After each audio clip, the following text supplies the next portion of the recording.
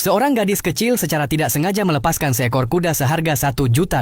Selama bertahun-tahun, tak seorang pun berhasil menjinakkan kuda itu. Pada hari neneknya menghabiskan banyak uang untuk membelinya, ia terluka parah karenanya. Sejak saat itu, ia hanya bisa berjalan dengan tongkat. Suatu hari, Mika mendengar ringkikan bernada tinggi. Ia mengikuti suara itu ke kandang kuda dan melihat seekor kuda yang gelisah. Tetapi yang mengejutkan, kuda itu menjadi tenang setelah melihatnya. Mika membuka kunci pintu dan memasuki kandang kuda. Ia berbagi apelnya yang setengah dimakan dengan kuda itu. Dan, sedikit demi sedikit, mulai mendapatkan kepercayaan Oswin. Suatu hari, ia mendengar neneknya berencana menjual kuda itu kepada seorang pembeli dari Hongaria. Karena ia tidak bisa menjinakkan Oswin, ia tidak punya pilihan selain menjualnya. Namun Mika menyukai Oswin dan tidak ingin kuda itu dijual. Sam mengatakan kepadanya bahwa jika ia ingin memeliharanya, ia harus ikut serta dalam turnamen. Masalahnya, Mika tidak tahu cara berkuda. Maka mereka pergi menemui kakek Sam yang pernah menjadi pelatih berkuda. Hari-hari berikutnya Mika berlatih tanpa lelah. Hanya dalam sebulan koordinasinya dengan Oswin semakin membaik. Sehari sebelum turnamen, neneknya ingin memeriksa perkembangan sang penunggang. Saat itu terdengar derap kaki kuda dari luar. Mika muncul menunggangi Oswin. Neneknya takjub. Kuda itu benar-benar sudah terlatih. Ia memberinya kesempatan. Mika mengatasi semua rintangan dengan mudah.